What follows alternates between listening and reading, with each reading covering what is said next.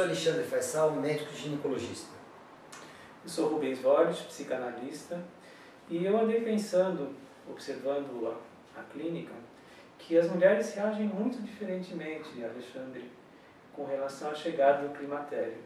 Como é que se explica essa diferença? Bom, a primeira questão aí, Rubens, eu acho que é interessante fazer uma distinção de conceito, né? Que muitas pessoas confundem menopausa e climatério. Sem dúvida. Menopausa, conceitualmente, é a última menstruação na vida da mulher.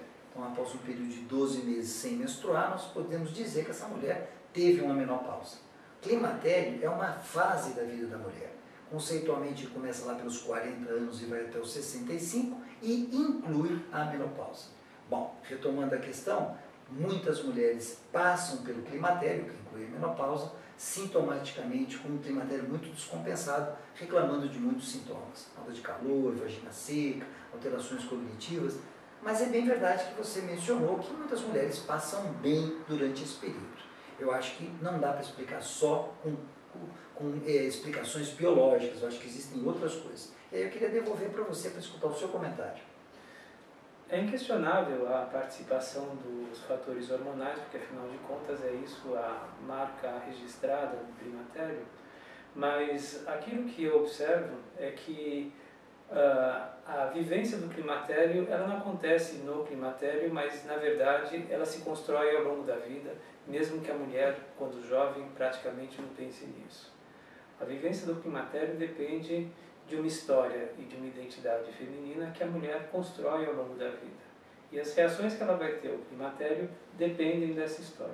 Então você está dizendo que o climatério tem a ver com o que ela viveu antes. Isso então poderia pensar que a associação com outras complicações ginecológicas ou psicológicas ao longo da vida da mulher vão predizer um pouquinho de como é o climatério dessa mulher?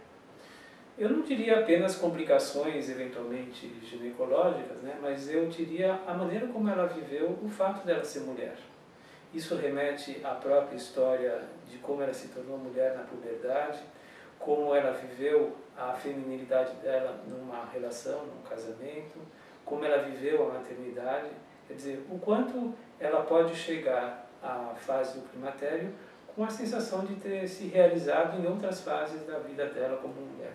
Você sabe que a sua opinião, Rubens, está respaldada por diversos estudos científicos que mostram que a mulher, apesar desse declínio físico, que a gente não pode negar que o climatério é um período da vida em que há um declínio físico, não só hormonal, mas de outros sistemas e órgãos, ele é muito dependente dessa história de vida da mulher. Então, para citar um exemplo, a questão da sexualidade no climatério mostram os estudos que há um declínio, mas aquela mulher que viveu uma sexualidade prazerosa ao longo da vida, ela enfrenta melhor essa transição. Interessante, não?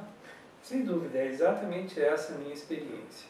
Se a mulher pôde se realizar em cada vivência que ela teve ao longo da vida, de repente ela pode chegar ao climatério com a sensação de plenitude, de que, bom, uma certa tristeza inevitável, de que talvez essa fase fértil da vida dela esteja terminando, mas que ela pode fazer muita coisa até então.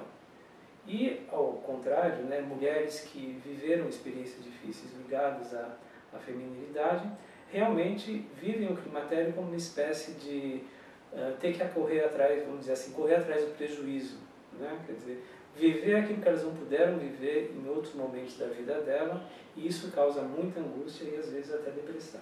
Interessante que um dos aspectos que é muito citado em relação ao climatério é a chamada síndrome do ninho vazio. Os filhos vão para fora de casa e muitas mulheres que se estruturaram ao redor e em função desses filhos sentem-se deprimidas ou tristes. Mas já existem novos trabalhos mostrando que algumas mulheres ficam felizes com a saída dos filhos de casa, que é um momento em que ela tem de fazer novas coisas, novos investimentos e principalmente viver uma outra relação com o seu parceiro, quando esse parceiro está presente. Sim, eu acho que o que você está dizendo fala da importância de não generalizar, né? Quer dizer, tudo depende da vivência individual de cada mulher. Eu acho que isso que você está lembrando da síndrome do ninho vazio tem a ver com a função e a maneira como ela viveu a maternidade. E eu acho que não é à toa que, inclusive, alguns casais, algumas mulheres, têm aqueles filhos temporões, né? Quer dizer, como se fosse uma tentativa de estender essa experiência da maternidade por mais tempo. Para concluir nosso bate-papo, eu queria ressaltar que 20 a 30% das mulheres não enfrentam qualquer problema no climatério, passam muito bem por essa fase da vida, e eu acho que essa é a expectativa de muitas mulheres, né? E eu acho que a gente pode contribuir muito conversando com elas a respeito disso e elas conversando com seus respectivos parceiros. Até o próximo bate-papo, quando a gente vai falar de outro assunto da saúde feminina.